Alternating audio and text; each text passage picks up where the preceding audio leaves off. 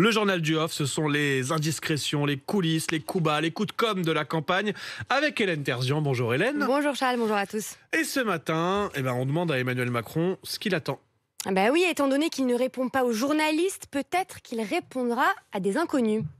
Bah Manu, tu descends? Et pourquoi faire? Bah je sais pas moi, descends. Pourquoi faire? Écoute, on va voir, je sais pas, viens, descends. Bah oui, tiens, pourquoi faire? Heureusement que les inconnus, avec une majuscule, sont là pour demander à Emmanuel Macron quand il descendra enfin dans l'arène politique. La Macronie, elle, trépigne d'impatience. D'ailleurs, tout est prêt, hein. Les parrainages, il les aura. Selon un très proche du président, Macron en aura 500 dès le premier jour. L'argent, il y en aura et il y en a déjà. Les appels aux dons n'ont jamais cessé, raconte un cadre de la majorité. Et puis les ministres sont sur le pont. L'un d'entre eux confie participer régulièrement à des dîners de fond au QG de la République En Marche avec des chefs d'entreprise. L'équipe de campagne, l'organigramme, le QG, tout est prêt. Oui, les stratèges ont d'ailleurs déjà imaginé une campagne sur mesure. Oui, pourtant, on le rappelle, Emmanuel Macron n'a officiellement pas annoncé sa candidature. Il répondait la semaine dernière à un lycéen curieux, c'était dans la Creuse. En temps voulu, j'annoncerai ma décision. Je vais déjà continuer à me battre jusqu'au bout. Donc réponse au prochain épisode. Voilà, pendant qu'il fait durer ce faux suspense, d'autres y pensent beaucoup pour lui.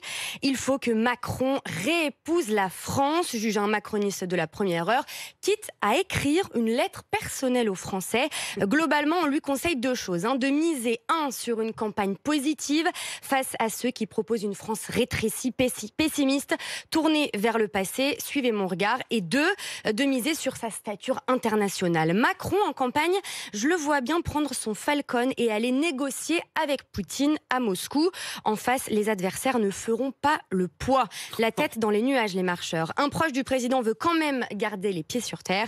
Il invite à ne pas trop écouter les communicants. Se réinventer pour se réinventer, les gens savent qu'à la fin, c'est du fake. Bon, toutes les proches d'Emmanuel Macron imaginent déjà un nouveau quinquennat, mais pour faire quoi ? Un nouveau quinquennat pour faire quoi? Pour faire les réformes les réformes dont le pays a besoin, nous dit un de ses lieutenants. Réforme des retraites, réforme de l'État, de l'université.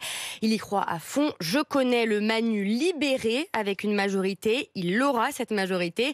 Mais ce proche parmi les proches reste vigilant. Il y a une détestation de Macron, mais pas à la hauteur du rejet de Sarkozy. D'autres infos en bref, Hélène. Cette plainte pour viol qui vise un proche conseiller d'Éric Zemmour. Son équipe de campagne crie évidemment au complot. Oui, Olivier Hubeda, c'est le chef d'orchestre des grands déplacements et meetings du candidat de Reconquête. Il est mis en cause par un jeune homme de 18 ans qui aurait été son stagiaire. Olivier Hubeda s'en défend. Il écrit sur Twitter que le scénario est bien foutu.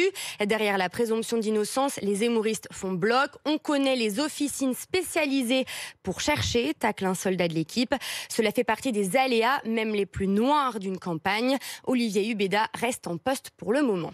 Et puis coup dur pour les communistes autour de Fabien Roussel. Attention, il faut suivre. Les communistes espéraient récupérer les héritiers, ou plutôt les orphelins d'Arnaud Montebourg. Ouais, c'est raté. Tout était prêt pourtant. Là aussi, les équipes de Fabien Roussel comptaient même leur faire une place au chaud, une place particulière dans la campagne.